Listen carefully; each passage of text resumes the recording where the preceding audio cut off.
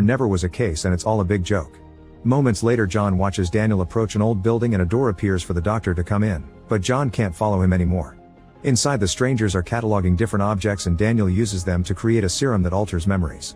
Suddenly the strangers make him float and demand to know why John wasn't asleep in the hotel. Daniel has no idea, but he theorizes John is adapting and evolving. He blames this on the human soul, which is what the strangers are looking for. Since it's about to be midnight, all the strangers gather in the middle of their hideout and wait for their big clock to strike 12. When it happens, every person in the city instantly falls asleep and every machine stops working, including cars and clocks. John is the only one awake and freaks out when he sees the world freeze. He tries to wake the people up but nobody reacts. In the headquarters, the strangers announce it's time to tune and activate a machine that makes dozens of tall structures come out of the ground all over the city. Then John sees the strangers and Daniel come out of the hideout with the bodies of sleeping humans, who are dropped at different buildings and get a serum injection in their foreheads. The building rooms change when these people get the injection, giving them a new life. Some of them get richer, others get a new job. Even the kids are affected by this.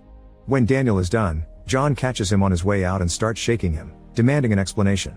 Since Daniel refuses to answer, John gets angry and accidentally activates his powers, which send Daniel flying. Unimpressed, Daniel tells John he has the tuning, which is the power the strangers use to make the buildings change.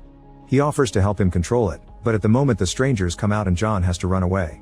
In the headquarters, the clock is put away and the city awakens. The people who were injected now believe the memories from the serum have been their real lives all along. As he wakes up, Frank notices there's a spiral in his coffee that looks exactly like John's fingerprint. The following night, Daniel creates a new serum that contains John's memories, which should allow them to track his movements. Mr. Han volunteers as a test subject, so he's tied up to a device before Daniel injects him. Han's body squirms as his brain is overwhelmed with John's memories of his entire life, but he survives the experience and is ready to hunt. Afterward, they float through the city and break